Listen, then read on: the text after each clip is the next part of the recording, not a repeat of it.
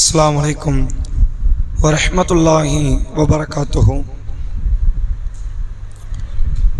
अल्हम्दुलिल्लाहि रब्बिल आलमीन वस्सलातु वस्सलामु अला रसूलिल्लाहि व आलिहि व सहबिहि अज्मईन वमन तबिअहु व ताअहु बिद्दीन इला यौमिद्दीन। கண்ணியத்திற்கும் பெருமதிப்பிற்கும் உரிய எல்லாம் வல்ல அல்லாஹுவின் நல்லடியார்களே, அல்லாஹுடைய பேரருளால் வாரந்தோறும் வெள்ளிக்கிழமை மக்ரிப் தொழுகையை தொடர்ந்து மார்க்க சொற்பொழிவு நிகழ்ச்சியை நாம் தொடர்ச்சியாக அறிந்து கொண்டு வருகிறோம். கடந்த 2 வாரங்களாக நபி முஹம்மது ஸல்லல்லாஹு அலைஹி வஸல்லம் அவர்களுடைய சிறப்புகள் என்கிற தலைப்பின் கீழ் ரசூலுல்லாவுக்கு மாத்திரம் அல்லது ரசூலுல்லாவுடைய உம்மத்துக்கு மாத்திரம் வழங்கப்பட்ட சிறப்புகள் என்ன என்பதை நாம் தொடர்ச்சியாக அறிந்து கொண்டு வருகிறோம். அதில் குறிப்பாக கடந்த 2 வாரங்களாக ரசூலுல்லாஹ் ஒருபோதும் தன்னை விட மற்ற நபிமார்களை விட தான் உயர்ந்தவர் என்றோ, தன்னை உயர்த்தியோ ஏனைய நபிமார்களை தாழ்த்தியோ பேசுகிற பண்பு கொண்டவர் அல்ல.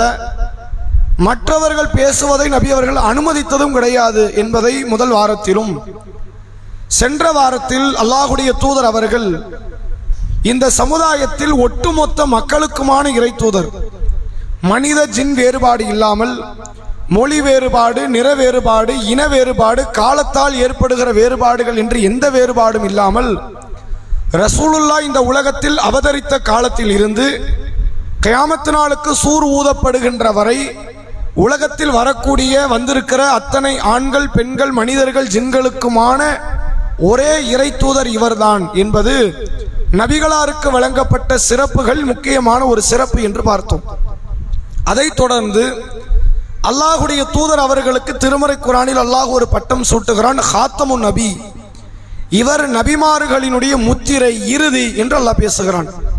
யாராவது ஒரு நபி தான் கண்டிப்பாக இறுதியை இருக்க முடியும். ஆனால் அந்த சிறப்பை அல்லாஹுடைய தூதர் அவர்களுக்குத்தான் அல்லாஹ் வழங்கி இருக்கிறான். இவர் நபிமார்களின் இறுதியானவர். இவருக்கு பிறகு இனி நபிமார்கள் தோன்ற மாட்டார்கள். நபிமார்களோ ரசூல்மார்களோ இந்த பேரை கொண்டு இனி வரமாட்டாங்க. அப்படி ஒருவேளை ஒருவர் வந்தாரே ஆனால் அவன் பொய்யன் தான் என்பதையும் மார்க்கம் நமக்கு சந்தேகத்திற்கு இடமில்லாத வகையை நமக்கு நிரூபிக்கிறது. இப்ப இதுல ஒரு சில செய்திகள் நம்ம பார்த்தோம். ரசூலுல்லாஹ் தபூக் யுத்தத்திற்கு சென்றார்கள். தொலைதூர பயணம், ஊர்ல யாரையாவது வச்சுட்டு தான் போக முடியும். அப்ப அதுல அலி ரலியல்லாஹு அவர்களை அந்த சமுதாயத்திற்கு அப்போது தலைவராக நியமனம் செய்து, நான் வர்ற வரைக்கும் ஊரை நீங்க பாத்துக்கங்கன்னு ரசூலுல்லாஹ் சொல்றாங்க. அலி ரலியல்லாஹு பத்ர்ல ஆரம்பிச்சு ஒரு யுத்தம் மிஸ் ஆகல, எல்லா யுத்தத்துக்கு போயிட்டோம். இதுல என்ன விட்டுட்டு போறீங்களா? இது முக்கியமான யுத்தம் தான், என்ன விட்டுட்டு நீங்க போகணும்னு நினைக்கிறீங்களா? என்னையும் கூட்டு போங்க அப்படின்னு சொல்லும் போது அலி ரலியல்லாஹு அவர்களை பார்த்து ரசூலுல்லாஹ் சொன்னார்கள், மூசாவுக்கு ஹாரூன் எப்படி ஒரு நெருக்கமோ அலியே எனக்கு நீங்க அப்படி ஒரு நெருக்கம். நாங்க இதை சொன்ன உடனே நமக்கு உடனே தோணுகிற அடுத்த எண்ணம் என்னவாக இருக்கும்னா, ரசூலுல்லாஹ்க்கு அடுத்த நபி இருக்கலாம், ஒருவேளை இருந்தால் அது அலியாக இருக்கலாம்ன்ற சிந்தனை இந்த ஹதீஸை வச்சு நமக்கு தோணும். அதான் இயல்பு. ரசூல் அங்கனையே வச்சு பதில் கொடுத்துட்டாங்க, லா நபிய பாதி, என்றாலும் எனக்கு பிறகு யாரு கிடையாது, நபி கிடையாது. மூசாவுக்கும் ஹாரூனுக்கும் மத்தியில் ஒரு நெருக்கம் இருந்துச்சு, ஒரு தொடர்பு, ஒரு அந்யுன்யம் இருந்தது. அவர்கள் இருவருக்கு மத்தியில் உள்ள அந்த அந்தஸ்து மாதிரி எனக்கு அலி ரலியல்லாஹு அவர்களே நீங்கள் அப்படின்னு ரசூலுல்லாஹ் சொன்னது அந்தஸ்துக்குத்தான் சொன்னார்களே ஒழிய, மூசாவை போன்ற ஹாரூன் இறை தூதர் என்ன மாதிரி நீங்க இறை தூதர் நினைக்காதீங்க, நீங்க இறை தூதர் இல்ல, இனி இறை தூதர்கள் வரவும் மாட்டார்கள் என்பதையும் சேர்த்து அல்லாஹுடைய ரசூல் அவர்கள் தெளிவுபடுத்தினார்கள். பிறகு கனவில் ரசூலுல்லாஹ் ஒரு வீட்டை ஒன்றை பார்க்கிறாங்க. அந்த வீட்டுல வீடு அழகாக கட்டப்பட்டு அந்த வீட்டை கட்டியவர் விருந்துக்காக மக்கள் அழைக்கிறார். மக்கள் வந்து சாப்பிட்டுட்டு வீட்டையெல்லாம் சுத்தி பார்க்கறாங்க. ஒரே ஒரு செங்கல் வைக்கக்கூடிய அளவுக்கான இடம் மட்டும் அந்த வேலை குறைபாடு இருக்கு. அந்த செங்கலை தூக்கி வச்சுட்டா சாந்தள்ளி பூசில என்ன ஆச்சு, கம்ப்ளீட் ஆயிடுச்சு வீடு. அதை மட்டும் பூர்த்தி செய்யல. மக்கள் எல்லாம் அந்த செங்கலை தூக்கி வைங்கன்னு சொன்னாங்க. அப்படின்னு சொல்லிட்டு அது ஒரு கதை மாதிரி ரசூலுல்லாஹ் சொல்லிட்டு, அனல் அபீனா, நான் தான் அந்த செங்கல் அப்படிங்கிறாங்க. அப்ப அந்த வீடுன்னு ரசூலா சொல்றாங்களே, அது வீடு இல்லை, நுபுவத். நுபுவத் அல்லாஹ் கொஞ்சம் கொஞ்சமா வீடு மாதிரி கட்டிட்டான். மக்கள் அந்த நுபுவத்துக்குள்ள கொண்டு வந்து சேர்க்கிறான். ஏகத்துவத்தின் பக்கம் அல்லாஹ் அழைக்கிறான். இறுதி நபியா ஒருத்தர் வரணும்ல, அது நான் தான். அந்த செங்கல் வந்துருச்சுன்னா நபித்துவம் முடிந்தது. அந்த செங்கல் நான் தான் அல்லாஹ்வுடைய ரசூல் அவர்கள் சொன்ன நிகழ்வை பார்க்க முடிகிறது. இது எல்லாத்துக்கும் மேல ரசூல்லா இன்னொரு தகவலையும் பதிய வைக்கிறாங்க. என்னுடைய சமுதாயத்தில் தன்னை நபி என்று வாதிடக்கூடிய 30 பொய்யர்கள் இந்த சமுதாயத்தில் தோன்றுவார்கள். எனக்கு பிறகு எத்தனை பேர் வருவாங்க? 30 பொய்யர்கள் வருவாங்க. அதுல அரபுல பித் அப்படின்ற ஒரு வார்த்தை வருது. அப்படின்னா என்ன அர்த்தம் கேட்டா, 30 சொச்சமோ வரும். 30னா 30 தான் இல்லை, 32 இருக்கலாம், 33 இருக்கலாம், 35 இருக்கலாம், 30 சொச்சம். அப்படியான நபிமார்கள் வருவார்கள். நபிமார்கள் யாரு? பொய் நபிமார்கள். அவன் தன்னை நபி மாதிரி பேசிக்குவான், மக்களை வழிகெடுப்பான், மக்களை தன்னை நபி என்று சொல்லி அந்த மக்களை எல்லாம் இந்த மார்க்கத்தை விட்டு வேறொரு மார்க்கத்தை நோக்கி இழுத்து செல்வான். நீங்க நல்ல தெளிவாக தெரிந்து கொள்ளுங்கள். அதிலே ரசூல்லா பயன்படுத்துறாங்க, லா நபிய பாதி, எனக்கு பிறகு யார் கிடையாது, நபியும் கிடையாது, ரசூலும் கிடையாது என்பதை அல்லாஹ்வுடைய ரசூல் அவர்கள் தெளிவுபடுத்திய வார்த்தைகளை நம்மால் ஹதீஸிலே பார்க்க முடிகிறது. இப்ப அதே மாதிரி ரசூல்லா எதை 30 பொய்யர்கள் வருவாங்கன்னு சொன்னாங்களோ, நபி மௌத்த தொடர்ந்து ஒருத்தன் வந்தான், முசைலிமா என்று அழைக்கப்படக்கூடிய ஒருவன். இவனோடு நடைபெற்ற யுத்தம் தான் அபூபக்கர் ரலியல்லாஹு அன்ஹு காலத்தில் 2 வருட காலம் இப்படித்தான் ஓடிச்சு. அந்த முசைலிமா என்பவனை வக்ஷி என்கிற நபி தோழர் கொலை செய்கிறார். ஆரம்பத்தில் உஹது யுத்தத்தில் ஹம்சாவை கொலை செய்து சுதந்திரத்தை அடைந்த இந்த வக்ஷி பிற்காலத்தில் இஸ்லாத்தை ஏற்று முசைலிமாவை கொலை செய்தார் யுத்த களத்தில் என்பதை ஹதீஸிலே நம்மால் பார்க்க முடிகிறது. அப்ப முசைலிமா உடனே வந்தவன். அடுத்தடுத்து பல நபிமார்கள் வந்தாங்க. இப்போ உள்ள காலத்தில் கூட காதியானி என்ற சமுதாயத்தவர்கள் ஒரு கூட்டம், அவங்க தங்களை முஸ்லிம்னு சொல்ல மாட்டாங்க, முகம்மதியர்கள் அப்படின்னு அவங்களுக்கு தனி பேர். அகமதியாக்கள் என்பது அவர்கள் தங்களுக்கென்று வைத்த பெயர். மிர்சா குலாம் அகமது என்ற ஒரு நபரை 100 வருஷத்துக்கு முன்னாடி வந்து மௌத்தா போன ஒரு ஆளு, அவரை நபின்னு நினைத்து கொண்டு வாழக்கூடிய மக்கள் இன்னைக்கும் ஒரு கூட்டம் இருக்கிறாங்க. 19 ஒரு கூட்டம் வந்தாங்க. ஒரு மனிதர் வந்து என்ன பண்ணாரு, நான் தான் வந்து என்னன்னா இந்த குரானை கணித அடிப்படையில் கட்டமைக்கிறேன், குரானை எங்க இருந்து எப்படி கூட்டினாலும் 19 வருவோம், இதுதான் எனக்கு வழங்கப்பட்ட அற்புதம்னு தன்னை ஒருத்தர் நபின்னு சொல்லி அவர் சென்னைக்கெல்லாம் வந்து ஒரு 20 ஆண்டுகளுக்கு முன்னாடி அவர் பிரச்சாரம்லாம் செய்திருக்கிறார், வெளிநாட்டுக்காரர். அப்ப இப்படியெல்லாம் பல பொய் தூதர்கள் உலகத்துக்கு வந்திருக்கிறாங்க, இனியும் வரத்தான் செய்வாங்க. இவங்க வந்து என்ன, சின்ன தஜ்ஜால்கள், தங்களை நபி என்று வாதிடக்கூடிய சிறிய தஜ்ஜால்கள். பெரிய தஜ்ஜால்னு ஒருத்தர் வருவான். தஜ்ஜால் என்றால் உண்மையான பேர் கிடையாது, பொய்யன் என்று அர்த்தம். பெரிய தஜ்ஜால் வருவான். அவன் என்ன செய்வான், தன்னை நபின்னு சொல்ல மாட்டான், அவன் ஸ்ட்ரைட்டா தன்னை அல்லான்றுவான். நான் தான் அல்லாஹ், உண்மையான கடவுள், நீ வணங்குற கடவுளை யாரு, நான் தான் என்று பிரச்சாரம் செய்யக்கூடிய தஜ்ஜால் என்ற ஒருவன் வருவான் என்று அல்லாஹ்வுடைய ரசூல் அவர்கள் நமக்கு பல முன்னறிவிப்புகளை செய்திருக்கிறார்கள். எனவே இத்தனை முன்னறிவிப்பை பார்க்கும்போது நம்ம தெரிந்து கொள்ள வேண்டிய ஒரு காரியம், ரசூலுல்லாஹ் தான் இறுதி இறை தூதர். இவருக்கு பிறகு கியாமத் நாள். அது ரசூல் இன்னொரு அழகான ஒரு செய்தியை சொல்றாங்க, நானும் மறுமை நாளும் இப்படி அனுப்பப்பட்டிருக்கிறோம் அப்படிங்கிறாங்க. இந்த 2 விரல், ஆள்காட்டி விரலையும் நடுவரலையும் ரசூலுல்லாஹ் கொஞ்சம் நெருக்கத்தில் வச்சுட்டு எப்படி சொல்றாங்க, நானும் மறுமையினாலும் இப்படி அனுப்பப்பட்டிருக்க. அப்படின்னு என்ன அர்த்தம், நான் வந்துட்டு அடுத்து நீ எதை எதிர்பார்க்கணும், நான் போயிட்டானா மூத்தாயிட்டானா அடுத்து நீ மறுமையை தான் எதிர்பார்க்கணும். இன்னொருத்தர் வருவார் நீ எதிர்பார்க்க வேண்டாம், வரவும் மாட்டாங்க. எனக்கு அடுத்து நீ எதிர்பார்க்கறது இதுதான், மறுமை எப்ப வரும் நீ எதிர்பாரு. அப்படிங்கறதான் அல்லாஹ்வுடைய ரசூல் அவர்கள் பல செய்திகள் மூலமாக நமக்கு சொல்லித்தரக்கூடிய நிகழ்வை நம்மால் பார்க்க முடிகிறது.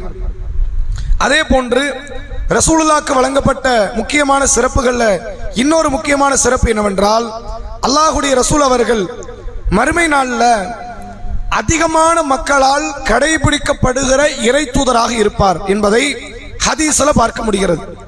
நாளை மறுமை நாள்ல என்ன நடக்குங்கிறத ரசூலுல்லாஹ்வுக்கு மியராஜ் பயணத்தில் அல்லாஹ் ஒரு நிகழ்வை காட்டுறான். ரசூலுல்லாஹ் மியராஜ் பயணம் போறாங்க.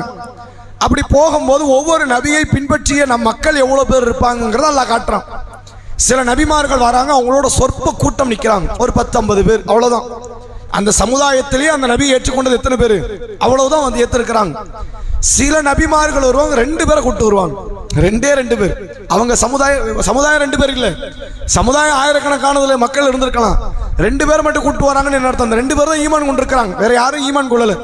சில இடங்கள்ல நபி மட்டும் வருவார். ஒரு சில நபிமார்கள் எப்படி வருவாங்களாம், அவர் மட்டும் சிங்களா வர்றாரு. என்ன அர்த்தம், என்ன யாரும் ஏத்துக்கல, நான் போனேன் பிரச்சாரம் பண்ணேன், சாகர வரைக்கும் பிரச்சாரம் பண்ணிக்கிட்டு தான் இருந்தேன், நான் மௌத்தம் ஆயிட்டு, ஒரு ஆளு ஏத்துக்கொள்ளல. இப்படியான நிலையிலும் சில நபிமார்கள் வருவாங்க. ரசூலுல்லாஹ் தொடர்ச்சியா சொல்றாங்க, நான் அடிவானத்தில் பார்த்தேன் பிரம்மாண்டமான ஒரு கூட்டம். அந்த கூட்டத்தை பார்த்தோன்னு எனக்கு என்ன தோணுச்சு, ஒருவேளை நம்ம சமுதாயமா இருக்குமோ அப்படின்ற ரசூலுல்லாஹ் என்ன பண்றாங்க, ஜிப்ரீல் அலைஹிஸ்ஸலாம் கேட்கறாங்க, ஜிப்ரீலே இது யாரு, என்னுடைய சமுதாயமா? இல்ல உங்க சமுதாயம் இல்ல, மூசா நபியினுடைய சமுதாய மக்கள் இது அப்படிங்கிறாங்க. அப்ப உங்களுடைய சமுதாயம் எங்க இருக்கு அப்படின்னா அந்த வானத்துக்கு கீழ் உள்ள பகுதியில் அல்லாஹ்வுடைய வானவர் ஜிப்ரீல் அலைஹிஸ்ஸலாம் காட்டுறாங்க. இதை விட பிரம்மாண்டமான ஒரு கூட்டம், கட்டுக்கடங்காத ஒரு பெருங்கொண்ட கூட்டம். அந்த கூட்டத்தோடு ஒப்பிடும்போது அல்லாஹ்வுடைய ரசூல் அவர்கள் ஒரு இடத்துல சொல்றாங்க, மக்களை எல்லாம் அழைத்து நிறுத்தி வைத்துக் கொண்டு நபி அவர்கள் பேசுகிறார்கள், மக்களே, நாளை மறுமை நாளில் சொர்க்கவாசிகளில் 1/3 தொகையினர்கள், மொத்த சொர்க்கவாசி ஒரு 1000 கோடி பேர் போறாங்க நீங்க ஒரு பேச்சுக்கு, 1/3 தொகையினர்கள் யாரா இருப்பாங்க, இந்த முகம்மதை ஏற்றுக்கொண்ட மக்களா இருப்பாங்க. மூசாவை ஏற்றுக்கொண்டவர்கள், ஈசாவை ஏற்றுக்கொண்டவர்கள், இப்ராஹிமை ஏற்றுக்கொண்டவர்கள் அலைஹிஸ்ஸலாம், இன்னும் ஏராளமான இறை தூதர்கள், பேர் சொல்லப்பட்டவர்கள், சொல்லப்படாதவர்கள் நிறைய பேர் இருக்கிறாங்க. இவங்களை எல்லாம் பின்பற்றின மக்களோட கம்பேர் பண்ணா 1/3 பகுதி யாரா இருப்போம், நாம இருப்போம் அப்படின்னு ரசூலுல்லாஹ் சொல்றாங்க. இதை கேட்ட உடனே சஹாபாக்கள் தக்பீர் சொல்றாங்க, அல்லாஹு அக்பர் அப்படின்னு அவங்க தக்பீர் முழங்குறாங்க. கொஞ்ச நேரம் கழிச்சு ரசூலுல்லாஹ் சொல்றாங்க, இல்ல 1/3 பகுதி இல்ல, சரி பாதி சொர்க்கத்துல நம்ம தாங்கிறாங்க. மொத்த சொர்க்கத்துல இறுதி சமுதாயமாக முகமது நபியை ஏற்றுக்கொண்ட சமுதாயம் சரிபாதி இருப்பாங்க.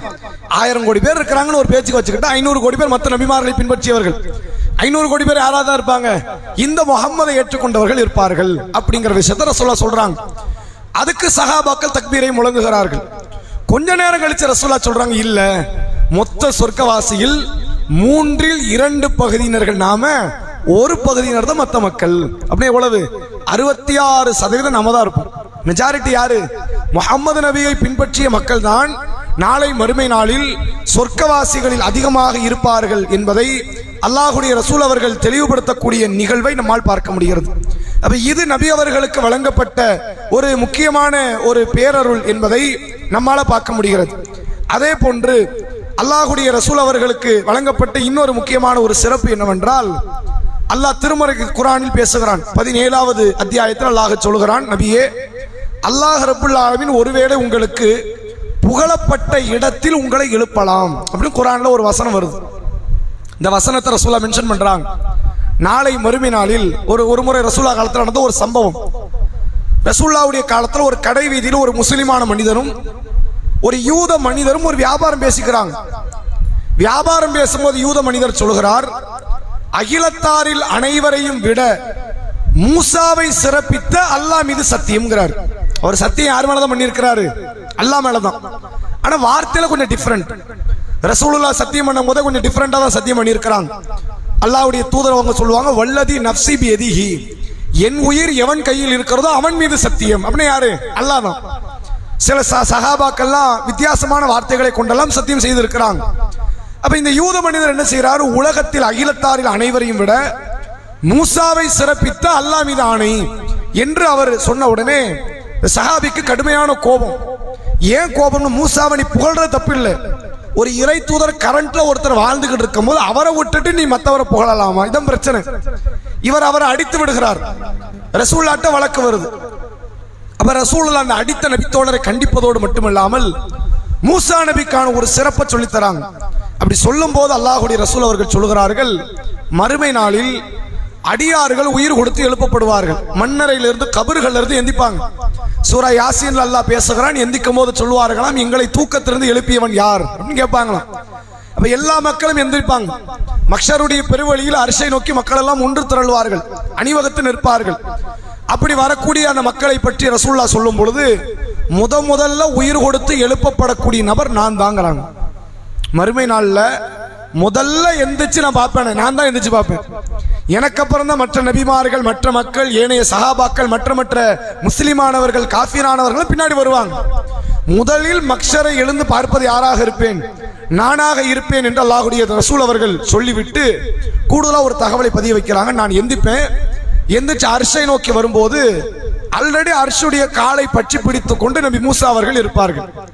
மூசா அவர்கள் எனக்கு முன்னாடி எந்திரிச்சிட்டாரா அல்லது அவர் அர்ஷுக்கு பக்கத்துல எந்திரிச்சாரா தெரியாது. இவங்க தூரத்தில் எந்திரிச்சிருக்கலாம். முதல்ல எந்திக்கிற ரசூலுல்லாஹ், அதில் மாற்றமே இல்லை. மறுமை நாளில் முதலில் உயிர் கொடுத்து எழுப்பப்பட போவது ரசூலுல்லாஹ். ஆனா ரசூலுல்லாஹ் எழுந்து அங்க வரும்போது அங்க யார் இருப்பாங்க, மூசா நபி இருப்பாங்க. ஒருவேளை இரண்டாவது அவர் எழுந்திருக்கலாம், எழுந்தது அர்ஷுக்கு நெருக்கத்தில் இருந்திருக்கலாம். அர்ஷுடைய காலை அவர் பிடித்துக் கொண்டு இருப்பார் என்பதை அல்லாஹ்வுடைய ரசூல் அவர்கள் சொல்லித் தரக்கூடிய நிகழ்வை பார்க்க முடிகிறது. அப்ப இதெல்லாம் ரசூல் ஸல்லல்லாஹு அலைஹி வஸல்லம் அவர்களுக்காகவே அல்லாஹ் வழங்கிய பேரருள்கள் என்பதை பார்க்க முடியுது. அதே மாதிரி ரசூல் ஸல்லல்லாஹு அலைஹி வஸல்லம் அவருடைய சமுதாயத்தை பற்றி அல்லாஹ் குர்ஆனில் பேசுகிறான். சூரா ஆல் இம்ரான் என்ற 3வது அத்தியாயம் 110வது வசனம். இந்த வார்த்தை வேற எந்த சமுதாயத்தை பார்த்து அல்லாஹ் பேசல, இந்த சமுதாயத்துக்கு தான் அல்லாஹ் சொல்றான். எப்படி நம்ம முடிவு எடுக்கிறோம் அந்த வார்த்தையை வச்சே புரிந்து கொள்ளலாம். அல்லாஹ் சொல்றான், குன்தும் ஹைர உம்மத்தின் உஹ்ரிஜத் லின்னாஸ், மனித குலம் படைக்கப்பட்ட நாளில் இருந்து, மனிதர்கள் தோற்றம் பெற்ற காலத்தில் இருந்து வழங்கப்பட்ட உருவாக்கப்பட்ட சமுதாயத்திலேயே சிறந்த சமுதாயம் நீங்க தான். இப்ராஹிம் நபி சமுதாயம் வந்தாங்க, மூசா நபி சமுதாயம் வந்தாங்க, ஈசா நபி, இப்படி நிறைய நபியினுடைய சமுதாயத்தவர்கள் வந்திருக்கிறாங்க. ஆனால் மனித குலத்திலேயே உருவாக்கப்பட்ட சமுதாயத்திலேயே சிறந்த சமுதாயம் நீங்கள். ஏன் நீங்கள் சிறந்த சமுதாயம்? தஅமுருன பில் மஅரூஃப், நீங்கள் நன்மை ஏவுகிறீர்கள். வ தன்ஹவுன அனில் முன்கர், நீங்கள் தீமைகளை தடுக்கிறீர்கள். வ துக்மினுன பில்லாஹ், நீங்கள் அல்லாஹ்வை நம்புகிறீர்கள். இந்த 3 பண்பும் ஒருமித்து இருந்த சமுதாயம் நீங்க மட்டும்தான். சில கூட்டம் அல்லாஹ்வை நம்பும், நன்மை ஏவ மாட்டோம், தீமையும் தடுக்க மாட்டோம். சில கூட்டம் நன்மை ஏவுவார்கள், தீமையை தடுப்பாங்க, ஈமான் இருக்காது. இப்படி ஏதாவது ஒண்ணு மைனஸ் இருக்கும்.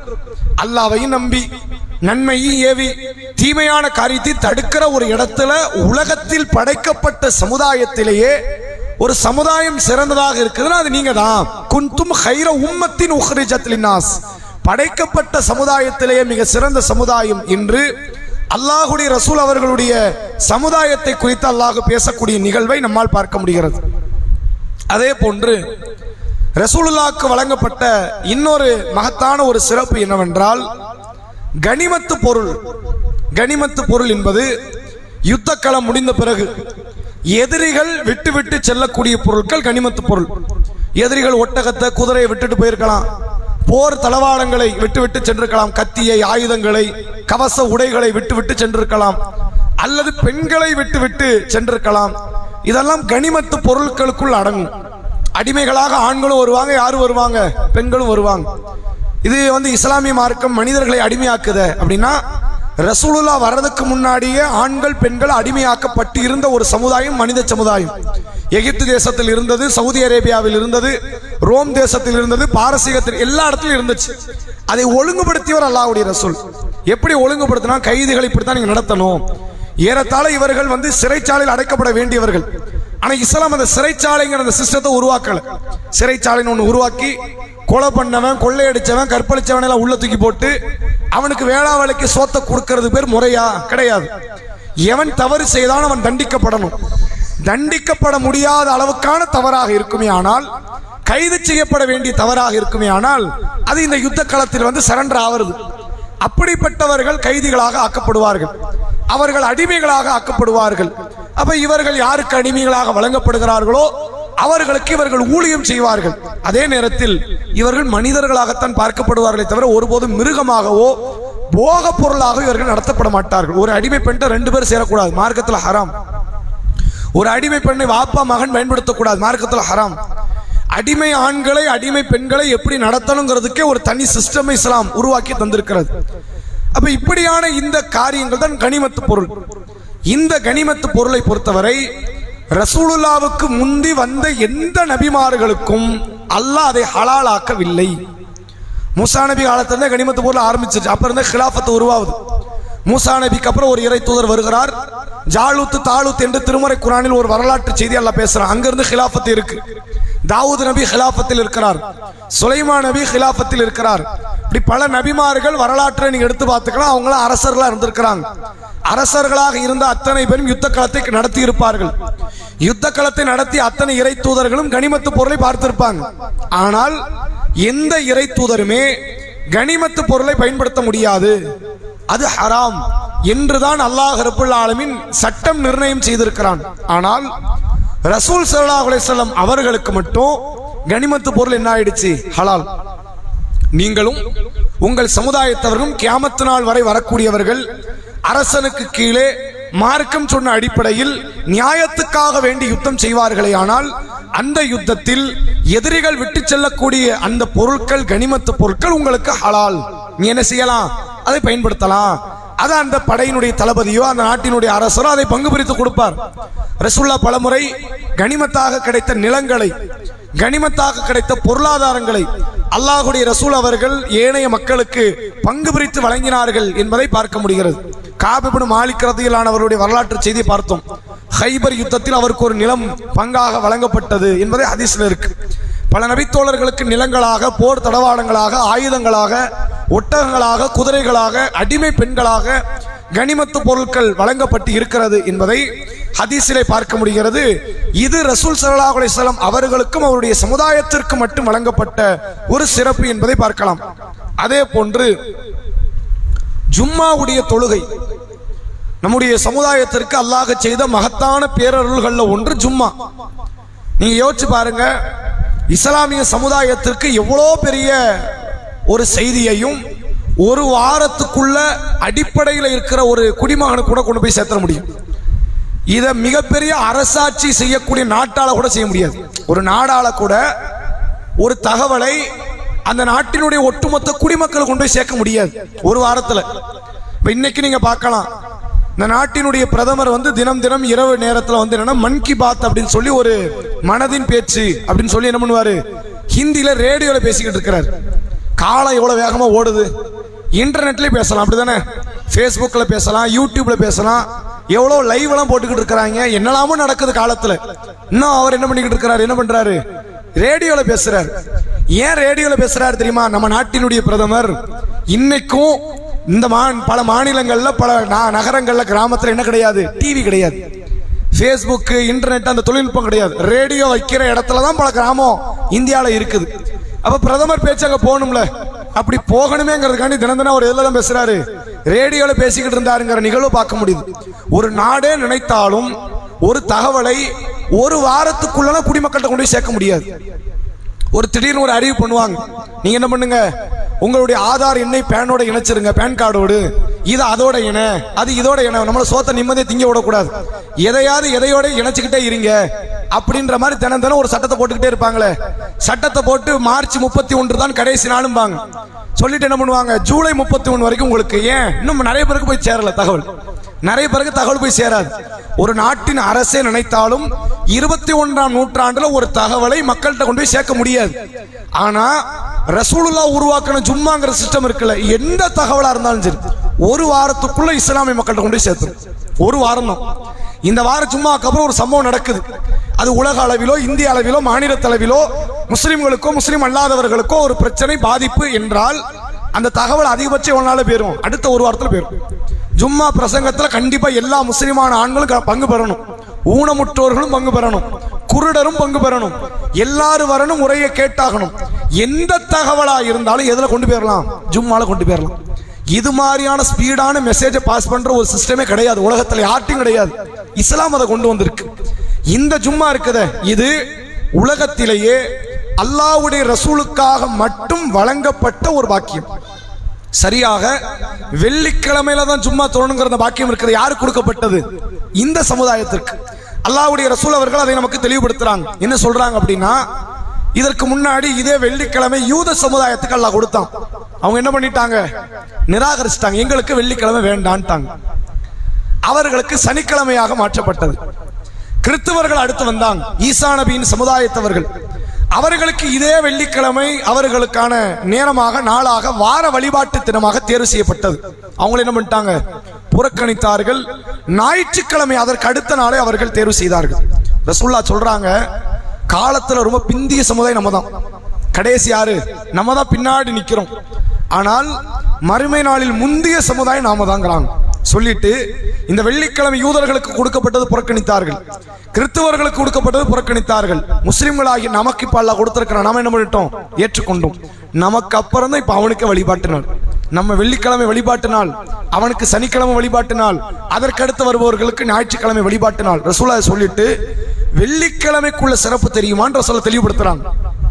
இந்த நாளில் தான் நபி ஆதம் அலைஹிஸ்ஸலாம் அவர்கள் படைக்கப்பட்டார்கள். இந்த நாளில் தான் ஆதம் அலைஹிஸ்ஸலாம் அவர்கள் சொர்க்கத்தில் குடியமர்த்தப்பட்டார்கள். நாட்களில் சூரியன் உதயமாகக்கூடிய நாட்களில் மகத்தான நாள் என்றால் அது வெள்ளிக்கிழமை. இந்த நாள்ல தான் அல்லாஹ் கியாமத்து நாளையும் கொண்டு வர இருக்கிறான். இந்த வெள்ளிக்கிழமை தினத்தில் வழிபாட்டுக்குரிய நாளாக, ஜும்மாவுடைய தினமாக, அது நாட்களில் சிறந்த நாளில் அல்லாஹ் நமக்கு தேர்வு செய்திருக்கிறான் என்றால் உலகத்தில் எந்த ஒரு சமுதாயத்திற்கும் அல்லாஹ் ரப்புல் ஆலமீன் இதை நமக்கு தேர்வு செய்யவில்லை, இந்த சமுதாயத்துக்கு மட்டும் தான் கொடுத்திருக்கிறான் என்பதை நம்மால் பார்க்க முடிகிறது. அதே போன்று அல்லாஹ் ரப்புல் ஆலமீன் வழங்கிய பாக்கியங்கள்ல இன்னொரு முக்கியமான ஒரு பாக்கியம் என்னவென்றால், சஹீஹ் புகாரினுடைய 2528வது நபிமொழியாக பதிவு செய்யப்பட்டிருக்கிறது. அல்லாஹுடைய தூதர் அவர்கள் சொல்லுகிறார்கள், இது பொதுவாக எல்லா சமுதாய மக்களுக்கு இருந்தாலும் ரசூலுல்லாஹ்வுடைய சமுதாயத்துக்கு ஒரு கூடுதல் சிறப்பாக வழங்கப்பட்டிருக்கு. இந்த பக்கத்தில் இருக்கக்கூடிய கிராமன் காத்திபின் என்ற வானவர்கள் அடியார்கள் செய்யக்கூடிய நன்மைகளை தீமைகளை பதிவு செய்வது அவர்கள் வேலை. அப்படி எப்படி பதிவு செய்வார்கள் என்றால், என் அடியார்கள், அல்லாஹ் சொல்றான், என் அடியார்கள் நன்மை செய்யணும்னு ஆசைப்பட்டா ஒரு நன்மை எழுதிருங்க, தீமை செய்ய வேண்டும் என்று ஆசைப்பட்டால் அதை எழுதாதீர்கள். நன்மை செய்ய வேண்டும் என்று ஆசைப்பட்டபடி செய்துவிட்டால் 10 to 700 மடங்கு வரை எழுதுங்கள். தீமை செய்ய வேண்டும் என்று ஆசைப்பட்டபடி செயல்பட்டால் அந்த பாவத்திற்கான காரியத்தை மட்டும் எழுதுங்கள். இது அல்லாஹ் எல்லா சமுதாயத்துக்கும் பொதுவாக கொடுத்திருந்தாலும் ரசூலுல்லாஹ் நமக்கு சொல்லித் தருகிறார்கள், என்னுடைய உம்மத்தார்கள் உள்ளங்களால் எழக்கூடிய இந்த ஊசலாட்டங்கள், தீய எண்ணங்கள், அதை அவர்கள் நாவுகளால் கரங்களால் அதை வெளிப்படுத்தாத வரை அல்லாஹ் அதை பாவமாக ஆக்கப் போவதில்லை. ஏதோ ஒரு பாவம் வருது, சிந்தனை, ஒரு திருடலாம், மது அருந்தலாம், விபச்சாரம் புரியலாம், வட்டி வாங்கலாம் அப்படின்ற மாதிரி சிந்தனை உள்ளத்துல வருது வைங்க, வரலைன்னா மனுஷன் கிடையாது, வரும். அவன் எதுல பலகீனப்பட்டிருக்கிறானோ அதுல வரும். ஒரு ஏழை எதுல பலகீனப்படுவான்? பணத்துல பலகீனப்படுவான். பண ரீதியான பாவத்தின் பக்கம் சிந்தனை அவனுக்கு வரும். ஒரு வாலிபன் மதுவால் அல்லது விபச்சாரத்தினால் பலகீனப்பட்டிருப்பான், அந்த சிந்தனை அவனுக்கு வரும். ஒவ்வொருத்தரும் ஒவ்வொரு சிந்தனையால் பலகீனப்பட்டவன், அந்த சிந்தனைகள் வரும். இந்த சிந்தனை வந்துச்சேங்கிறதுனால குற்றம் பிடிச்சா யாரும் உலகத்தில் சொர்க்கம் நுழைய முடியாது. அல்லாஹ்வுடைய ரசூல் சொன்னார்கள், என் சமுதாயத்தவர்கள் உள்ளத்தில் ஏதாவது தீமை எண்ணம் வந்து அது நாவால் கரத்தால் வெளிப்படாத வரை அல்லாஹ் அதை அவர்களுக்கு குற்றமாக ஆக்க மாட்டான் என்று நபிகள் நாயகம் ஸல்லல்லாஹு அலைஹி வஸல்லம் அவர்கள் சொல்லித் தந்த செய்தியை பார்க்க முடிகிறது. அதே போன்று இந்த சமுதாயத்திற்கு அல்லாஹ் வழங்கியிருக்கிற, ரசூலுல்லாஹ்வுக்கு வழங்கியிருக்கிற இன்னொரு முக்கியமான ஒரு பாக்கியம் என்னவென்றால், மறுமை நாளில் நடக்கிற ஒரு நிகழ்வை ரசூலுல்லாஹ் சொல்றாங்க. திருமறை குர்ஆனில் சூரா பக்ராவினுடைய 149வது வசனத்தை நீங்கள் பார்க்கலாம். இந்த சமுதாயத்துக்கு அல்லாஹ் ஒரு பேரை வைக்கிறான். நீங்கள் எப்படிப்பட்ட சமுதாயம் என்றால் நடுநிலை சமுதாயம். நீ எப்படிப்பட்ட சமுதாயம்? இந்த உம்மத்து இவர்கள் நடுநிலையானவர்கள். ஒரு நாளும் அசத்தியத்தின் பக்கம் இவர்கள் விழுந்து விட மாட்டார்கள். நேர்மையாக நேர்த்தியான பார்வையோடு சிந்திக்கக்கூடியவர்கள் இந்த சமுதாயத்தவர்கள். அல்லாஹ் குர்ஆன்ல பாடம் சுற்றான். அதுக்கான விளக்கத்தை ரசூலுல்லாஹ் சொல்றாங்க. நாளை மறுமை நாள்ல நபிமார்கள் அல்லாஹ் விசாரிப்பான். யாரை விசாரிப்பான்? மக்களை விசாரிப்பதை போன்று நபிமார்களை விசாரிப்பான். நபிமார்கள்ட்ட என்ன விசாரணை? நான் உங்கள்கிட்ட சொன்ன எல்லா செய்தி சொல்லிட்டீங்களா? மக்கள்கிட்ட உங்க மவுத்து வரைக்கும் எந்தெந்த தகவலை பாஸ் பண்ணுங்க, தகவலை கொடுங்கன்னு சொன்னா எல்லாத்தையும் சொல்லிட்டீங்களா அப்படின்னு அல்லாஹ் நபிமார்கள்ட்ட கேட்பான். ஒரு நபி விட மாட்டான். ஆதம் நபியில ஆரம்பிச்சு நம்ம ரசூலா வரைக்கும் அல்லாஹ் கேட்பான். திருமறை குர்ஆனில் அல்லாஹ் சொல்கிறான், ஃபலனஸ்அலன்னல்லதீன உர்சில இலைஹிம் வலனஸ்அலன்னல் முர்சலீன். தூதர்கள் அனுப்பப்பட்ட சமுதாயத்தையும் நேசிப்போம், தூதர்கள் அனுப்பப்பட்ட சமுதாயத்தையும் விசாரிப்போம், தூதர்களையும் விசாரிப்போம் அப்படின்னு அல்லாஹ் திருமறை குர்ஆனில் பேசுகிறான். இப்ப விசாரணை வந்துட்டு நபிமார்களுக்கு கொஞ்சம் கூடுதல் கேள்வி. நமக்கு வர்ற கேள்வி என்ன? தொழுதியா, நோன்பு வச்சியா, தாய் தந்தை கவனிச்சியா, கணவனுக்கு கட்டுப்பட்டியா, அல்லது மனைவிக்கு பணிவிடைகளை செய்தாயா, பிள்ளைகளை கவனித்தாயா, இப்படி நம்ம கேள்வி வருமா? இவ்வளவு கேள்வி நபிக்கு உண்டு. கூடுதலான கேள்வி என்ன? சொன்ன தகவலை மக்கள்கிட்ட எடுத்து சொன்னீங்களா? யாரும் அடிச்சிருவாங்க கொன்றுவாங்கன்னு பயந்து தகவலை மறைச்சிட்டீங்களா அப்படின்னு அல்லாஹ் கேட்பான். எல்லா நபியும் என்னதான் சொல்ல போறாங்க? சொல்லிட்டோம் பாங்க.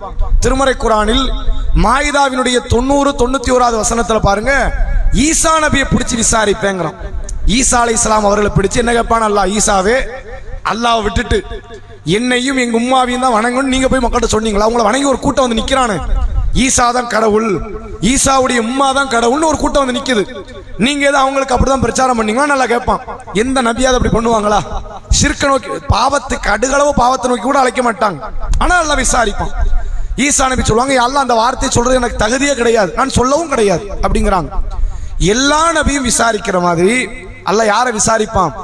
நூஹ் நபியை அல்லாஹ் விசாரிப்பான். இந்த உலகத்திற்கு சமுதாயங்களுக்காக வேண்டி அனுப்பப்பட்ட முதல் இறைத்தூதர்.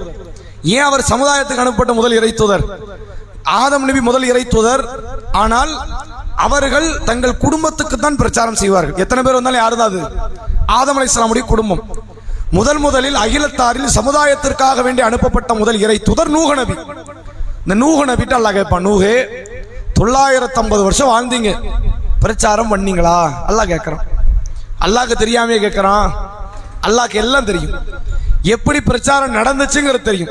சூரா நூஹ்லயே அல்லாஹ் பேசுறான். 71வது அத்தியாயத்தை நீங்க எடுத்து பாருங்க. நூஹ் நபி எப்படி பிரச்சாரம் பண்ணாருங்கிறதே குர்ஆன் நமக்கு பேசுது. அவர் என்ன பிரச்சாரம் பண்ணாரு? இரவிலும் பகலிலும் போய் பிரச்சாரம் பண்ணியிருக்கிறார். ரகசியமாகவும் பகிரங்கமாகவும் பிரச்சாரம் பண்ணியிருக்கிறார். பிரச்சாரம் பண்ணும்போது ஆடைகளால் தங்களை போர்த்தி, விரல்களால் தங்கள் காதுகளை மூடிக்கொண்டு ஓடி இருக்கிறார்கள். என்ன பிரச்சாரம் பண்ணாலும் இது எடுபடல. 950 வருஷம் உட்கார்ந்து பேசியிருக்கிறேன், யாரும் கேட்கல. ஒரு சொற்பமான கூட்டம், ஒரு விரல் விட்டு எண்ணக்கூடிய மக்களை தவிர யாரும் கேட்கல அப்படின்னு குர்ஆன் சொல்லுது. இப்ப மறுமை நாள்ல அல்லாஹ் நூஹ்ட்ட கேட்கிறான், நூஹே நீங்க பிரச்சாரம் பண்ணீங்களா அப்படின்னு கேட்கிறான். அல்லாஹ் என்னென்ன சொல்லணும் நீ சொன்னியோ எல்லா தகவலையும் நான் கொடுத்துட்டேன். அதுக்கு நான் முழுமையான அந்த காரியத்தை பொறுப்புணர்ந்து செயல்பட்டு விட்டேன் என்று நூஹ் அலைஹிஸ்ஸலாம் அவர்கள் பதிலளிப்பார்கள். இப்ப அல்லாஹ் யார்ட்ட கேட்பான்? நூஹ் வந்தாரா? நூஹ் நபி நூஹுடைய மக்கள்கிட்ட கேட்கணும். நூஹ் நபியின் சமுதாய மக்கள் அல்லாஹ் அழைக்கிறான். அழைச்சு என்ன கேட்கிறான்? உங்கள்கிட்ட நூஹ்னு ஒருத்தர் வந்தாரா?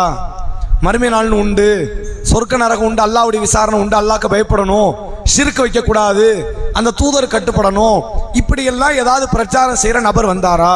அந்த மக்கள் அங்க போய் சொல்லுவாங்க, எங்களுக்கு எந்த தூதரும் வரல. இதை விட்டு அவனுக்கு வேற என்ன பதில்? அவன் வந்தாங்க நாங்க புறக்கணிச்சோம்னு சொல்ல முடியும்? அத்தனை அட்டூழியத்தை செய்த அந்த மக்கள் சொல்லுகிறார்கள், எங்கள்கிட்ட இறை தூதர்கள் வரல. அப்ப அல்லாஹ் மறுபடியும் நூஹ பிடிக்கிறான்.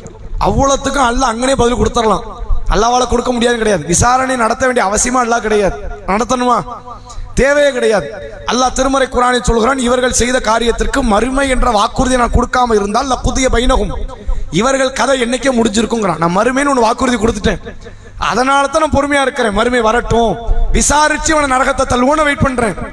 இல்லைன்னா இவன் கதையை நான் என்னைக்கோ முடிச்சிருப்பேன்னு குர்ஆன்ல அல்லாஹ் பேசுறான். அநியாயக்காரர்கள், பாவிகள், அல்லாஹ்வுடைய சட்டங்களிலே வரம்பு மீறியவர்களை குறித்து பேசுகிறது. விசாரணை நடத்தணும்னு அல்லாஹ்வுக்கு அவசியம் இல்லை, அல்லாஹ் வாக்கு கொடுத்துட்டான். அதனால என்ன செய்வான்? நியாயமா எப்படி விசாரிக்கணுமோ அப்படி விசாரிப்பான். இப்ப மறுபடியும் நூஹ் நபியை கூப்பிடுறான். நூஹே நீங்க போய் பிரச்சாரம் பண்ணீங்கன்னு நீங்க சொல்றீங்க, அவங்க வரவே இல்லைங்கிறாங்க, என்ன கதை? நீங்க விளக்கம் கொடுங்க. அப்ப நூஹ் அலைஹிஸ்ஸலாம் சொல்றாங்க, எல்லாம் உண்மையா நடந்துச்சு. யார் உங்களுக்கு சாட்சி? முஹம்மதும் அவருடைய தோழர்களும் எங்களுக்கு சாட்சி. அவர்கள் சமுதாயத்தோர்கள் வருவாங்க. யார் வராங்களா? நம்ம நூஹ் நபியை கண்ணால பார்த்தல, நம்ம நபியை பார்க்கல. நம்ம யாரை பார்க்கல? நமக்கு வழங்கப்பட்ட முகமது நபியை நம்ம கண்ணால பார்த்தது கிடையாது. நூஹ் நபி நம்ம எங்க போய் பார்க்கிறது? ஆனா மறுமை நாள்ல இப்படி ஒரு வழக்கு வரும்போது நூஹ் அலைஹிஸ்ஸலாம் அல்லாஹ் விசாரிக்கும் போது நூஹ் நபி யாரு பக்கம் கை காட்டுவாங்க? இந்த உம்மத்தின் பக்கம். முகமது நபியை தொட்டு கியாமத் நாள் வரை வரக்கூடிய இஸ்லாத்தில் இருக்கிற ஈமான் கொண்ட மக்கள் அல்லாஹ் கிட்ட நூஹ் நபிக்காக பரிந்து பேசுவார்கள், இறைவா இவர் உண்மையாளர், இவருக்கு நீ என்ன சத்திய கருத்தை சொன்னியோ அதை அத்தனையும் போட்டு உடைச்சிட்டார். என்னென்ன சொல்லணுமோ சொல்லிட்டார். ரகசியமா, மென்மையா, அதை பகிரங்கமா, ஒரு ஆளை பிடிச்சி 10 பேரை பிடிச்சி கூட்டமா நடத்தி என்னென்ன செய்யணுமோ எல்லாத்தையும் அவர் பண்ணிட்டார். இவங்க அத்தனை பேரும் அயோக்கியத்தனத்தை செய்கிறார்கள் என்று மறுமை நாள்ல இந்த சமுதாய மக்கள், அல்லாஹ் நாடினா நாமும் அந்த கூட்டத்தில் இருப்போம், இந்த சமுதாய மக்கள் போய் பரிந்து பேசுவார்கள். இப்ப அல்லாஹ் அடுத்த கேள்வி என்ன? யார் சொன்னாலும் ஏத்துக்கும் அப்படியா? அடுத்து கேட்கிறோம், உங்களுக்கு யார் சொன்ன? பார்த்திருக்கணும்ல, விட்னஸ்னா எப்படி இருக்கணும்? பார்த்திருக்கணும். இந்த ஆள் தான் திருடுனா நீ சொன்ன, நீ பாத்தியா? இந்த ஆள் திருடல, அப்போ உன் கூட இருந்தானா? ஏதாவது ஒரு விட்னஸ் காட்டணுமா இல்லையா? உங்களுக்கு என்ன ஆதாரம் இருக்கிறது? எங்களுக்கு எங்கள் தூதர் சொன்ன வார்த்தைகளும் தூதர் கொண்டு வந்த வேதமும் எங்களுக்கான ஆதாரம், அது உண்மை, நாங்க அதை ஈமான் கொள்கிறோம் என்று திருமறை குர்ஆனில் வரக்கூடிய வாசகங்களை எடுத்து சொல்லி இது நூஹ் அலைஹிஸ்ஸலாம் பிரச்சாரம் செய்தார் என்பதற்கான உண்மையான கருத்து என்று சொன்னவுடன் நூஹ் நபியினுடைய சமுதாயத்தை கொண்டு போய் நரகத்திலும் நூஹ் அலைஹிஸ்ஸலாமை அல்லாஹ் சொர்க்கத்திலும் கொண்டு சேர்ப்பான் என்று அல்லாஹ்வுடைய ரசூல் அவர்கள் சொன்னார்கள். நல்ல கவனிங்க, இது வேற எந்த சமுதாயத்துக்கும் அல்லாஹ் இந்த பாக்கியத்தை கொடுக்கல. அல்லாஹ் யாரைத்தான் சொல்றான்? இந்த சமுதாயம் தான் நடுநிலை சமுதாயமாக நீங்கள் இருக்கிறீர்கள், நீங்கள் தான், உங்களுடைய சமுதாய மக்கள் தான் அடுத்த இறை தூதர் உண்மையைத்தான் பிரச்சாரம் செய்தார் என்கிற வாக்குறுதியை எடுத்து சொல்லக்கூடிய இடத்தில் நீங்கள் இருப்பீர்கள் என்பதை அல்லாஹ் திருமறை குர்ஆனில் அல்லாஹ்வுடைய ரசூல் அவர்கள் தங்களுடைய பொன்மொழிகளில் பேசக்கூடிய விஷயத்தை நம்மால் பார்க்க முடிகிறது. அதே போன்று நாளை மறுமை நாளில் நரகத்துக்கு மேல அல்லாஹ் ஒரு பாலம் ஒன்றை அமைப்பான். அந்த பாலத்தை நீங்கள் ஹதீஸிலே பார்க்கலாம். சிராத் என்ற பாலம். சிராத்தில் முஸ்தகீம் இல்லை, அது நேரிய பாதை. அப்படி அல்லாஹ் சூரா ஃபாத்திஹாவிலே பேசுகிறான், இஹ்தினஸ் ஸிராத்தல் முஸ்தகீம், நேரிய பாதையில் எங்களை வழிநடத்தி இறைவா அப்படின்னு குர்ஆன்ல வருது. இது என்ன பாலம் அப்படின்னா ரசூலுல்லாஹ் தெளிவுபடுத்துறாங்க, மறுமை நாளில் அல்லாஹ் ரப்புல் ஆலமீன் மக்களை எல்லாம் ஒன்று திரட்டி நிறுத்தி வைக்கிறான். வச்ச உடனே அல்லாஹ் என்ன செய்வான்னு கேட்டா, ஒரு அறிவிப்பாளர் இருந்து அறிவிப்பு செய்வார். உலகத்தில் நீங்கள் யாரை கடைபிடித்தீர்களோ, பின்பற்றினீர்களோ, வணங்கினீர்களோ நீங்கள் அவர்கள் பின்னால் போங்க அப்படின்னு ஒரு அறிவிப்பாளர் வருவார். சிலுவையை வணங்கியவர்கள், சூரியனை வணங்கியவர்கள், ஷைத்தானை வணங்கியவர்கள், கற்சிலையை வணங்கியவர்கள் எல்லாம் கூட்டம் கட்டி எங்க போயிருவாங்க? அது மாதிரி பின்பம் தெரியும், அந்த பின்பத்துக்கு பின்னாடி போய் நரகத்தில் விழுந்து விடுவார்கள். இறுதியாக நிற்பது யூதர்கள், கிறிஸ்தவர்கள், முஸ்லிம்கள், எல்லா சமுதாய முஸ்லிம்கள். நம்ம முஸ்லிம் இல்லை, இந்த ரசூலுல்லாவின் சமுதாய முஸ்லிம் இல்லை. ஆதம் நபி காலத்தில் இருந்து கியாமத் நாள் வரை வரக்கூடிய அத்தனை முஸ்லிம்களும், யூதர்களும், கிறிஸ்தவர்களும் இருப்பார்கள். பிறகு யூதர்கள்ட்ட கேட்கப்படும், யூதர்களை நீங்க ஏன் காத்துக்கிட்டு இருக்கிறீங்க? அல்லாஹ்வுடைய மகன் உசைருக்கு காத்துக்கிட்டு இருக்கிறோம். அங்கேயும் வந்து என்ன பிரச்சாரம்? அல்லாஹ்வுக்கு என்ன உண்டு? புள்ள உண்டு. அந்த பையனுக்கு வெயிட் பண்றோம். பையனுக்கு வெயிட் பண்றீங்களா? அல்லாஹ்க்கு தான் புள்ளையே கிடையாது, நீ எந்த பிள்ளைக்கு வெயிட் பண்ற அப்படின்னு சொல்லி அந்த மக்களுக்கு அல்லாஹ் நரகத்தை கொடுக்கறான். கிறிஸ்தவர்களை அழைக்கிறான், கிறிஸ்தவர்கள் நீங்க ஏன் காத்துக்கிட்டு இருக்கிறீங்க? நாங்கள் அல்லாஹ்வுடைய மகன் ஈசாவுக்கு, இயேசுநாதருக்கு காத்து கொண்டிருக்கிறோம். அல்லாஹ்வுக்கு மகனே கிடையாது. அல்லாஹ் வார்த்தை நல்லா கவனிங்க, இயேசுநாதர் அல்லாஹ் பிள்ளை இல்லைன்னு நல்லா பேசல. எப்படி பேசுறான்? அல்லாஹ்வுக்கு பிள்ளையே கிடையாது, இயேசுன்னு இல்லை. அது முகமது நபியோ முஹைதீன் ஆண்டவரோ யாரா இருக்கட்டும், யாரும் அல்லாஹ்வுக்கு பிள்ளை கிடையாது. அல்லாஹ்க்கு தான் பிள்ளையே கிடையாதப்பா அப்படின்னு சொல்லி அந்த சமுதாயத்தவர்களுக்கும் அல்லாஹ் நரகத்தை வழங்கிவிட்டு இறுதியாக இந்த சமுதாய மக்களை அல்லாஹ் அழைத்து செல்வான். ரசூலுல்லாஹ் சொன்னாங்க, எதை நோக்கி தெரியுமா? சிராத் என்கிற பாலத்தை நோக்கி. சிராத்னு ஒரு பாலத்தில் அமைச்சிருக்கிறான். நரகத்துக்கு ரெண்டு விதமான போக்கிடும். பள்ளம் மாதிரி நரகம் இருக்கும், கதவு திறக்கப்பட்ட நரகம் உண்டு. விசாரணை முடிந்து நரகம் உறுதி செய்யப்பட்டவர்கள் கதவு வழியா போவாங்க. வசீகல்லதீன ஜஹன்னம சுமரா, கூட்டம் கூட்டமாக நரகத்தின் பக்கம் ஓட்டி செல்லப்படுகிற ஒரு கூட்டம் உண்டு அப்படின்னு அல்லாஹ் குர்ஆன்ல பேசுறான். சில மக்கள் நரகம் எப்படி போவாங்கன்னா கதவு வழியா போக மாட்டாங்க. நரகத்துக்கு மேல அல்லாஹ் ஒரு பாலத்தை அமைத்திருப்பான். அந்த பாலத்திற்கு பேரு சிராத் என்று ஹதீஸ் சொல்கிறது. அந்த பாலத்தை கடந்தாதான் சொர்க்கம். குர்ஆனிலும் அல்லாஹ் அதை நினைவுபடுத்துகிறான். ரசூலுல்லாவும் சொல்றாங்க, அந்த பாலத்தை கடக்காம யாருக்கு என்ன இல்லை? சொர்க்கம் கிடையாது. நபியாவே இருந்தாலும் சரி, நம்ம ரசூலுல்லாவே இருந்தாலும் நான் தான் நபியாச்சப்பா, எனக்கு எதுக்கு இந்த மாதிரி டெஸ்ட் எல்லாம் வைக்கிறீங்க? என்ன தூக்கி அப்படியே தனியா சொர்க்கத்துக்கு அனுப்பிடுங்க, இந்த வேலையே கிடையாது. நீங்க மனுஷனா பிறந்தா, ஜின்னாக இருந்தால், மொத்தத்தில் இறை விசாரணையில் சொர்க்கத்தை அடையக்கூடிய நபராக நீங்கள் இருந்தால் பாலத்தை கடக்காமல் உங்களுக்கு சொர்க்கம் இல்லை. சூரா மரியம் அல்லாஹ் பேசுறான், அதை யாரும் கடக்காமல் இருக்க மாட்டார்கள். சொர்க்கம் போறவர்னா இருந்தா கடந்து தான் போகணும். அந்த பாலத்துக்கு கீழே தான் நரகம். ரசூலுல்லாஹ் சொன்னார்களே, 70 ஆண்டுகளுக்கு முன்னால் ஒரு பாறை உருண்டு நரகத்தில் விழுந்தது, இப்பதான் அடி ஆழத்தை சந்தித்தது நாங்களா ரசூலுல்லாஹ்? அந்த பள்ளத்தை ரசூலுல்லாஹ் சொல்றாங்க, அதுக்கு மேல பாலம் இருக்கும், எல்லா மக்களும் கடப்பாங்க. முதல்ல கடக்கிறது நான்.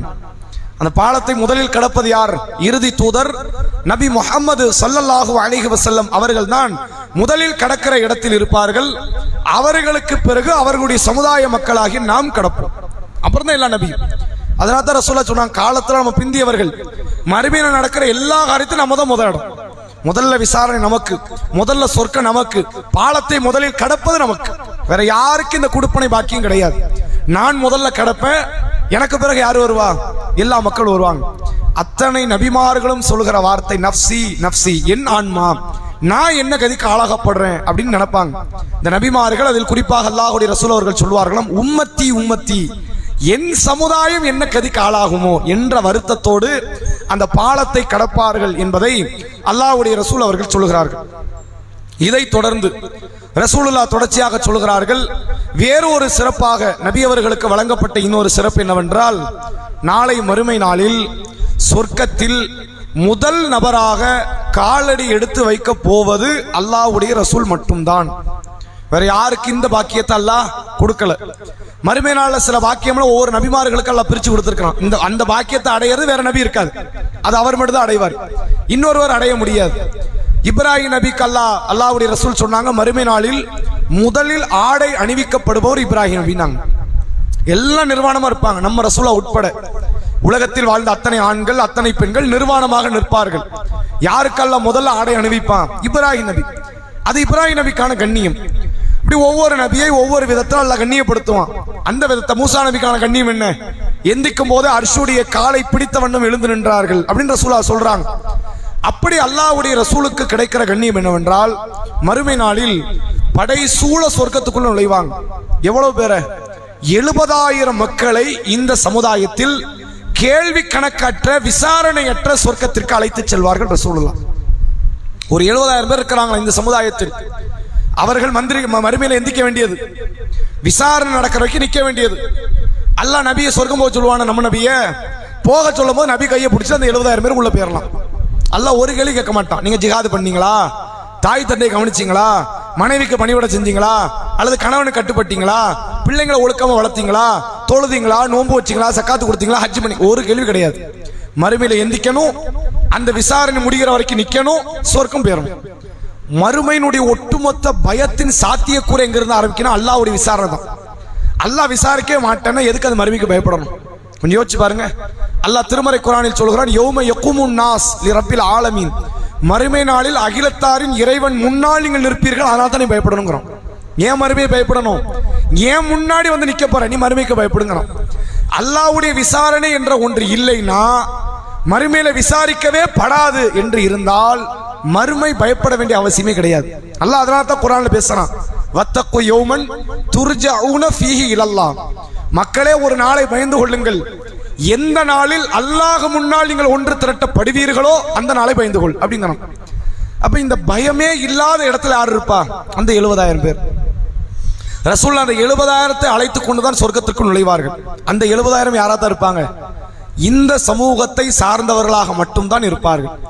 அபூபக்கர் ரலியல்லாஹு அன்ஹு அவர்கள் தொட்டு கியாமத் நாள் வரை வரக்கூடிய முஸ்லிமான ஆண்கள் முஸ்லிமான பெண்கள் மட்டும்தான் அந்த 70,000 பேர். அந்த 70,000 பேர் ரசூலுல்லாஹ் அழைச்சிட்டு போவாங்களாம். அந்த 70,000 முகங்கள் எப்படி இருக்கும் ரசூலுல்லாஹ் சொல்றாங்க, பௌர்ணமி இரவில் முழுமையான பெரிய சந்திரனை நீங்கள் பார்க்கும்போது எவ்வளவு பிரகாசம் இருக்குதோ அப்படி ஒரு பிரகாசத்தை அந்த 70,000 பேருடைய முகத்தில் நீங்கள் பார்க்கலாம். அவ்வளவு பேரையும் கூப்பிட்டு சொர்க்கத்துக்குள்ள போவாங்க. சொர்க்கத்தின் 8 வாசல்கள் மூடப்பட்டு இருக்கும். வாசக்கதவை போய் தட்டுவாங்க. முதலில் அடியார்களுக்காக அல்லாஹ் சொர்க்கத்தை திறந்து விடுகிற நேரம். நபிமார்கள் பார்த்திருப்பாங்க, வாழக்கூடிய நேரத்தில் கனவுலியோ வகிலியோ மேராஜ் பயணத்தில் இப்படி ஏதாவது நபிமார்கள் பார்த்திருப்பாங்க. வாழ்றதுக்குள்ள போறது இருக்குல்ல, அது இப்பதான் முதல் தடவை. நபிமார்களில் ரசூலுல்லாஹ் போய் கதவை தட்டுவார்களாம்.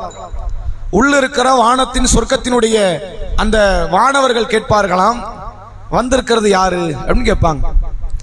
அப்போ அல்லாஹ்வுடைய ரசூல் அவர்கள் சொல்லுவார்கள், நான் முஹம்மத், அல்லாஹ்வுடைய இறை தூதர்களில் ஒருவன் முஹம்மத் என்று சொன்னவுடன் வானவர் சொல்லுவாராம், முஹம்மது அவர்களே, உங்களுக்காகத்தான் இந்த கதவுகள் முதலில் திறக்கப்பட வேண்டும் என்பது இறைவனின் கட்டளை. உங்களுக்கு முன்னாடி யாரும் என்ன பண்ண முடியாது? சொர்க்கம் போக முடியாது. அது அல்லாஹ்வுடைய கலீலாக இருக்கலாம், அல்லாஹ்வுடைய கலாமால் உண்டாக்கப்பட்ட ஈசாவாக இருக்கலாம், அல்லாஹ்விடத்தில் நேரடியாக பேசிய மூசாவாக இருக்கலாம். யாராக இருந்தாலும் சரி, அவங்க வெளியே நிற்கணும்.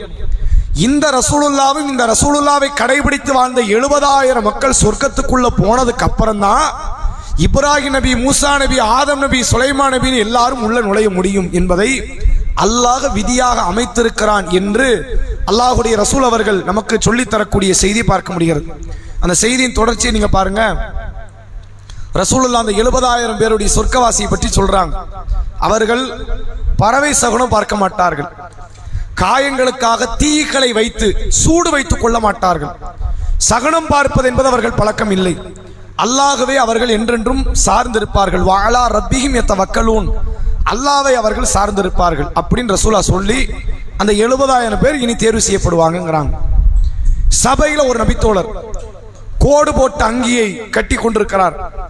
அவர் கையை தூக்குறார், அல்லாஹ்வுடைய தூதரே, அந்த 70,000 ஒருவராக நான் இருக்க நான் பிரியப்படுகிறேன், எனக்காக நீங்க துவா செய்யுங்க அப்படின்னு கேட்கிறாங்க. அப்ப அல்லாஹ்வுடைய ரசூல் அவங்க உடனே கையை ஏந்தி, இறைவா, இவரையும் அந்த 70,000 ஒருவராக நீ ஆக்கு. 70,000 70,001 ஆகாது. 70,000 என்ன ஆகாது? 70,010 70,100, 1,00,000, 2,00,000 அப்படி மாறாது. 70,000 தான். அந்த 70,000 சீட்டுல போய் யாரு உட்கார போறாங்கிறது அங்க போட்டி. சஹாபாக்கள் இந்த போட்டியில இருக்கிறாங்க. தாபியங்கள், தபா தாபியங்கள், உலகத்தில் வந்த மார்க்க அறிஞர்கள், உலகத்தில் இருக்கிற இபாதத்தான மக்கள் எல்லாரும் இந்த போட்டியில இருக்கிறாங்க. உகாஷா எவ்வளவு அழகா கேட்கிறாருன்னா, ஒரு நபித்தோழர் கையை தூக்குறாரு. அவர் பேர் உகாஷா. அல்லாஹ்வுடைய ரசூல்கிட்ட கேட்கிறாங்க, அல்லாஹ்வுடைய தூதரே, நான் அந்த 70,000 ஒருத்தரா இருக்க ஆசைப்படுறேன், இந்த வாய்ப்பு இருந்தா எனக்கு துவா செய்யுங்க அப்படிங்கிறாங்க. ரசூலா கையேந்துறாங்க, இறைவா உகாஷாவை அவர்களில் ஒருவராக நீ ஆக்கு அப்படின்னு கேட்கிறாங்க. உடனே கையை கீழே போட்டு ரிசல்ட் தான், உகாஷாவே 70,000 நீங்க ஒருத்தர் ஆயிட்டீங்கிறாங்க. இது எவ்வளவு பெரிய கொடுப்பன தெரியுமா? அபூபக்கர் ரலியல்லாஹு அன்ஹு உங்களுக்கு சொர்க்கம், அதுல மாற்றம் இல்லை. 70,000 வருவாரா அப்படிங்கிறது கேள்வி. அது மறுபடியும் போனாலும் தெரியும். 70,000 ஒருவராக அபூபக்கர் இருப்பாரா மாட்டாரா, இல்ல அபூபக்கர் விசாரிக்கப்படுவாரான்னு தெரியாது. சொர்க்கங்கள்ல யாருக்கும் மாற்றம் இல்லை. அபூபக்கர் ரலியல்லாஹு சொர்க்கம், உமர் ரலியல்லாஹு அன்ஹு உங்களுக்கு சொர்க்கம், உஸ்மான் ரலியல்லாஹு அன்ஹு சொர்க்கம், மாற்றம் இல்லை. கேள்வி கணக்கற்ற சொர்க்கத்தை அடைய முடியுமா அப்படிங்கிறது கேள்வி. உடனே இன்னொரு நபித்தோழர் எதிர்க்கிறாரு, நல்ல வாய்ப்பா இருக்க, இங்கனே கேட்டு வாங்கிடலாம் போல, அல்லாஹ்வுடைய தூதரை என்னையும் அவர்களில் ஒருவராக இருக்கணும் துஆ செய்யுங்க. ரசூலுல்லாஹ் சொன்னாங்க, சபகக உகாஷா, உகாஷா முந்திட்டார். ஒருத்தருக்கு தான் அந்த வாய்ப்பு கிடைச்சது. 70,000 ஒருத்தருக்கு நான் துஆ செய்யலாம். அதை யார் பயன்படுத்திக்கிட்டா? உகாஷா பயன்படுத்திக்கிட்டார். இப்ப உகாஷா நிம்மதியா மௌத்தாகலாம். அவருக்கு என்ன இல்ல, மறுமையில சொர்க்கம்ங்கிறது மட்டும் இல்ல, விசாரணையற்ற சொர்க்கம். நரகத்தை பார்க்கவே வேண்டாம், எங்க மட்டும் பார்த்துக்கலாம், சிராத்து பாலத்தில் மட்டும் பார்த்துக்கிட்டா போதும். நரகத்தை பார்க்க வேண்டிய அவசியமே கிடையாது. விசாரணையற்ற சொர்க்கத்தை இந்த உகாஷா அடைவார் என்று அல்லாஹ்வுடைய ரசூல் அவர்கள் சொன்ன நிகழ்வை நம்மால் பார்க்க முடிகிறது. இப்ப இதுவெல்லாம் அல்லாஹ்வுடைய தூதர் அவர்களுக்கும் அவருடைய சமுதாயத்திற்குமாக இறைவன் வழங்கிய தனித்துவமான காரியங்கள் என்பதை புரிந்து கொள்ள முடிகிறது. இன்ஷா அல்லாஹ் இன்னும் இதுல அதிகமான செய்திகள் இருக்கிறது, அதை வரக்கூடிய வாரங்களில் நாம் அறிந்து கொள்வோம். நாளைய தினம் மக்ரிப் தொழுகையை தொடர்ந்து இந்த மாநாட்டுக்கான செயல் வீரர்கள் வீராங்கனை கூட்டம் மஷூரா நடைபெறுகிறது. அனைத்து சகோதர சகோதரிகளும் கலந்து கொள்ளுங்கள். அஸ்ஸலாமு அலைக்கும் வரஹ்மத்துல்லாஹி வபரகாத்துஹு.